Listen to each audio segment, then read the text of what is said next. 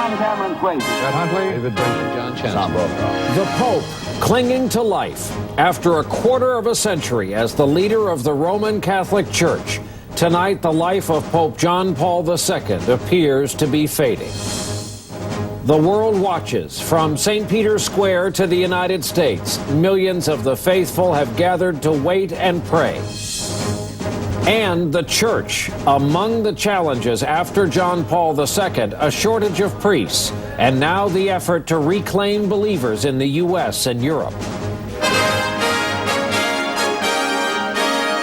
From NBC News World Headquarters in New York, this is NBC Nightly News with Brian Williams. Good evening. By all indications, an extraordinary life is drawing quickly to a close tonight at the Vatican. A papacy that has lasted over 26 years today came down to a series of dire medical bulletins. The onset last night of a virulent infection has taken Pope John Paul II to the brink of death.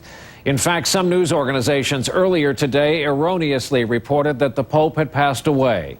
Apparently, the journey that he has so often spoken about is not yet over. His heart, so well known among Catholics and others around the world for its capacity, is tonight still beating. Our report tonight begins with NBC News correspondent Keith Miller, who has covered so much of this papacy at the Vatican for us tonight. Keith, good evening. Good evening, Brian. In fact, St. Peter's Square tonight packed with the faithful, some of them singing, others holding a silent vigil for their Pope.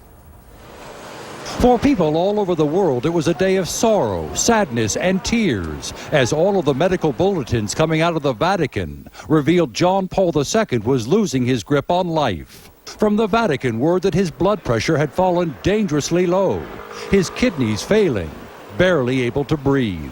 The Pope was informed that his condition was terminal. He chose not to return to the hospital. Il Papa lucido. The Pope's chief spokesman, near tears, said he had never seen the pontiff like this in 26 years. The bad news traveled fast and far. From the Pope's native Poland, his hometown Krakow, to the Philippines, to the holy city of Jerusalem. At the White House, they followed the news of the Pope's declining health closely. President and Mrs. Bush joined people all around the world who are praying for the Holy Father. Tens of thousands of the faithful descended on the Vatican to be near the Pope in his hours of need.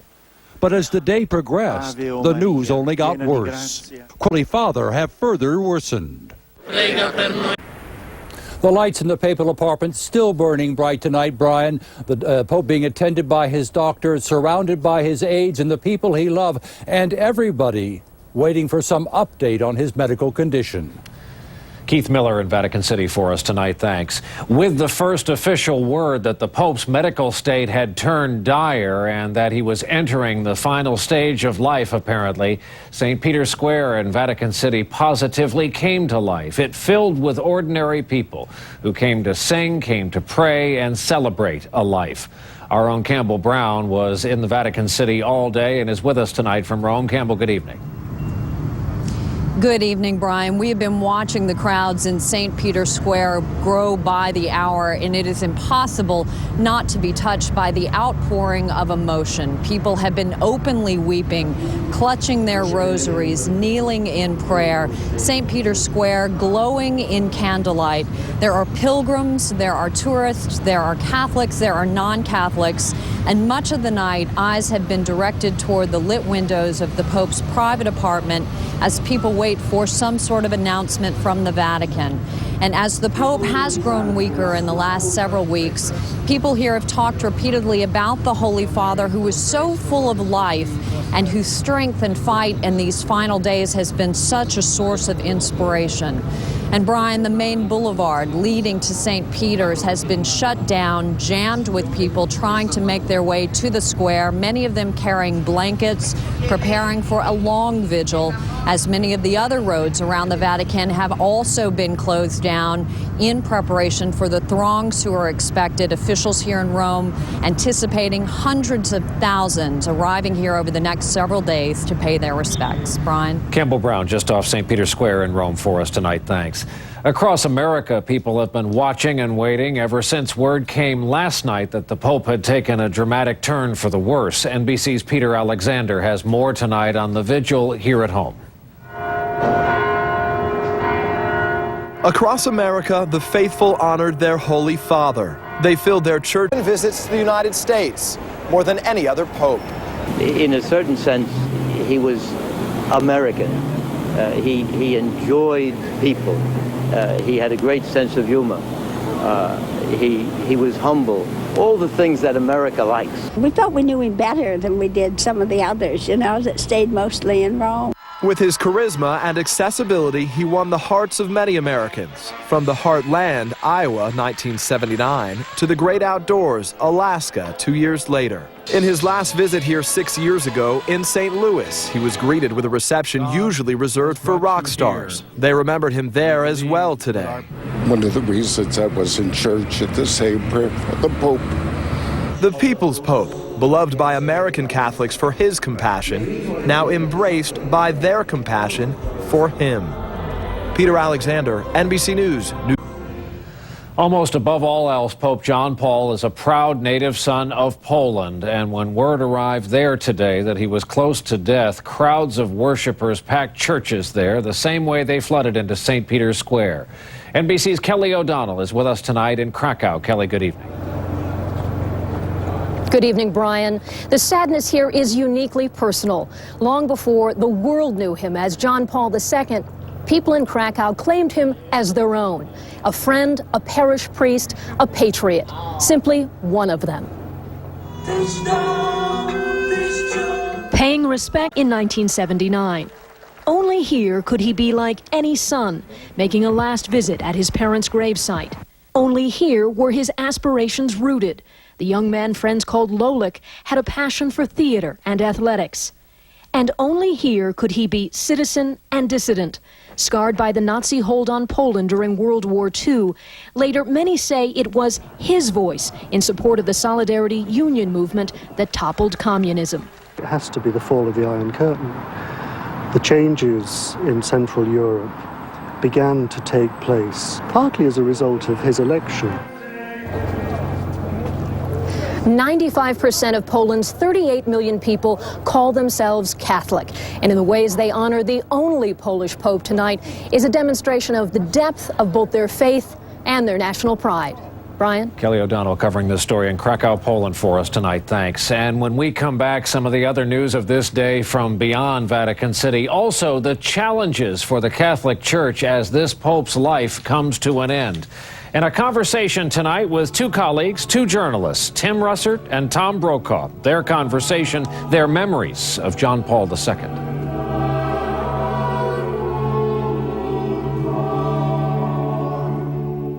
We're back with NBC News in depth tonight. It's about the era yet to come, the Catholic Church after Pope John Paul II. As the church hierarchy waits for the passing of the Pope and in fact prepares to select a new one, there remain a great many challenges the successor will face. NBC's Andrea Mitchell tonight has more in depth. Well, this Thanksgiving Day... The church John Paul II built now faces big challenges in America and around the world. First, a critical shortage of priests. As priests retire or die, they are not as easily replaced as in the past. In fact, nearly 1/4 of Catholic churches worldwide do not have full-time priests. Last year, more than 3,000 in the U.S. alone. These are parishes, then, which may not be able to celebrate the Eucharist every week. And that is an issue that's going to have to be addressed, I think. Over the last 4 decades, the number of priests in the U.S. has declined steadily. One reason is the debate over whether priests should be permitted to marry, a question for the next pope that often comes up when recruiting new priests. Is God calling me to priesthood, or is God calling me to married life? That's the greatest struggle that they have.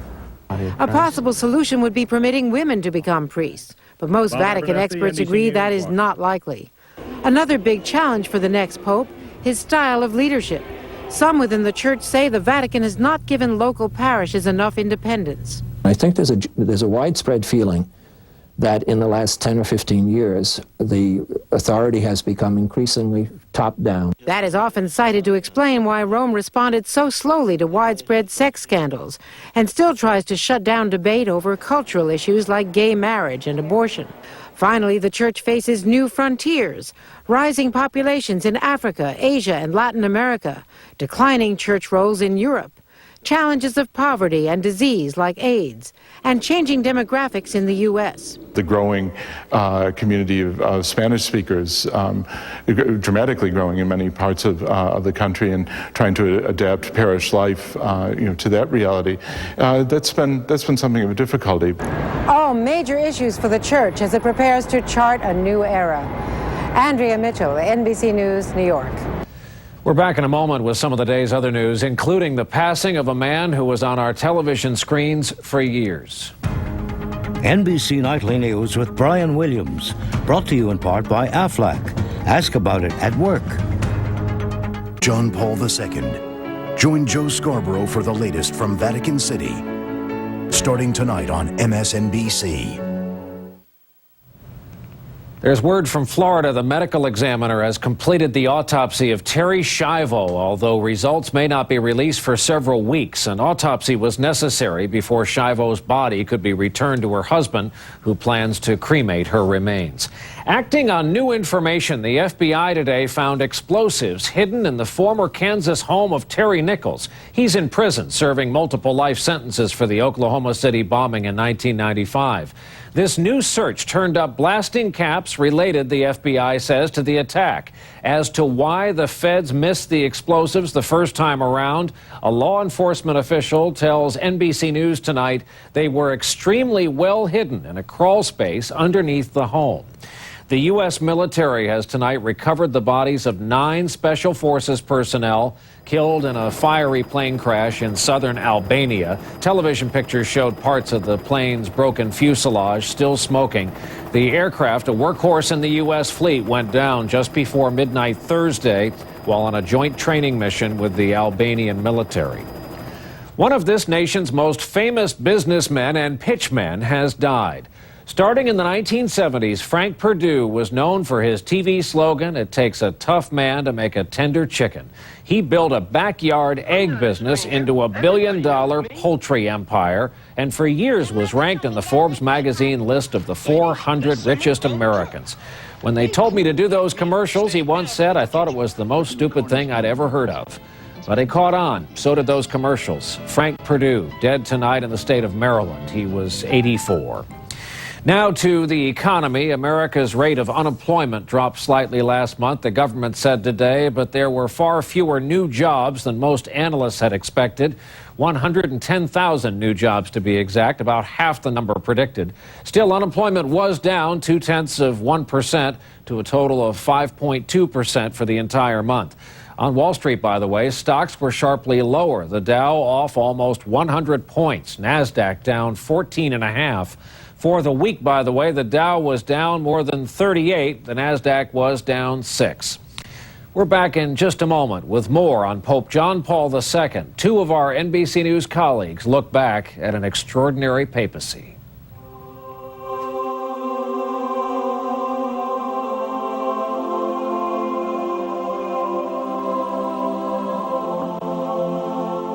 Sometimes my kids won't tell me anything when I ask them. When they look at you and they scream, no, it's hard not to take rebellion personally. You get a little bit crazy about it. I love my children, but there are days when you're thinking, Raising Kids, today, a special series, next week only on NBC. With all the news today and tonight out of the Vatican, we thought we would ask 2 of our most notable NBC News colleagues to remember and reminisce about the papacy of Pope John Paul II. Between them, Tim Russert and Tom Brokaw have witnessed much of the history made by this pope over the last 26 years. Tim, Pope John Paul was a pope that was built for the modern age of communications. He was a traditionalist for the most part in terms of church dogma, but he really did understand, didn't he, the power of communications in the modern world. Tom, 20 years ago, Easter, NBC News went to the Vatican for 1 week, and we had a very difficult time arranging interviews and finding people, frankly, who were willing to sit down in front of a television camera. Suddenly the word came from on high.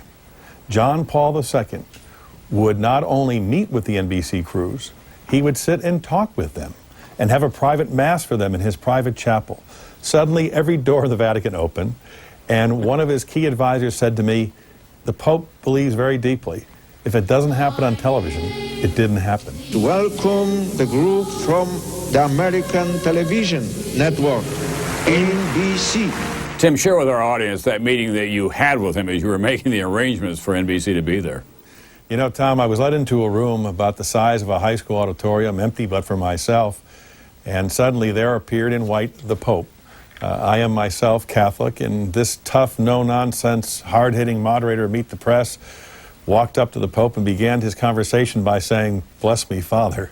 He laughed immediately and said, "They tell me you're a very important man from NBC, as he would say, NBC."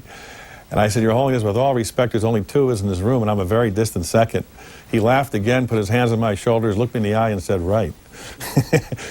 Later, Tom, in the week, I was up near his apartment, and I saw a little plaque that said, "Totus tuus."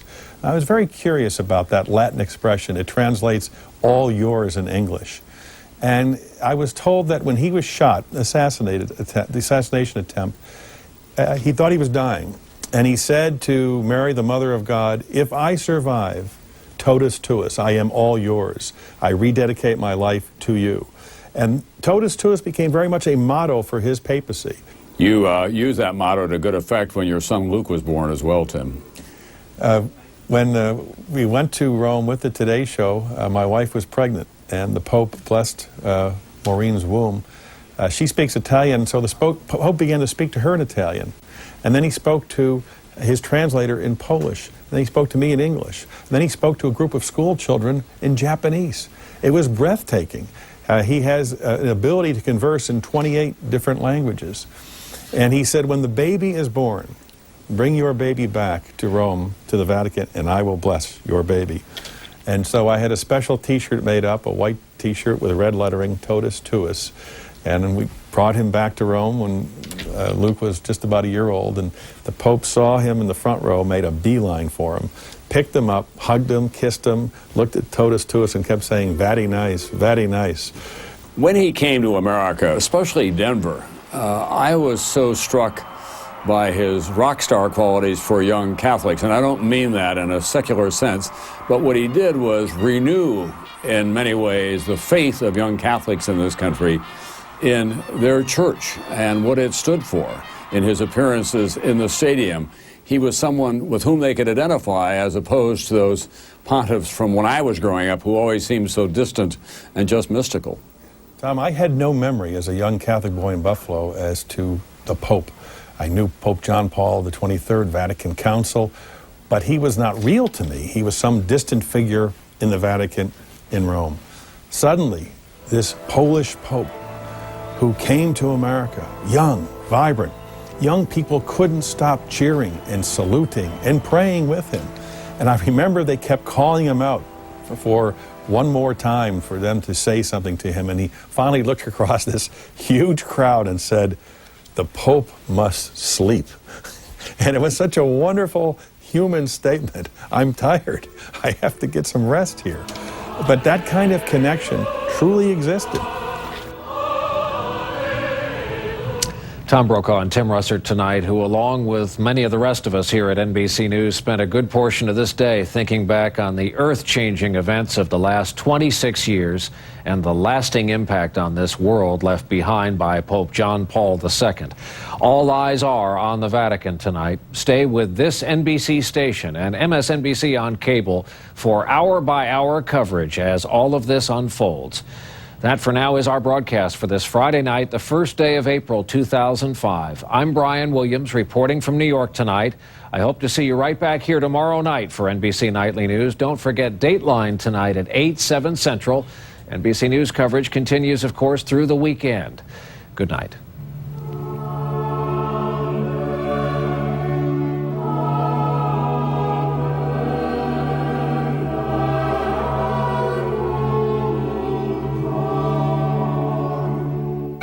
Nightly News is a presentation of NBC News. More Americans watch NBC News than any other news organization in the world.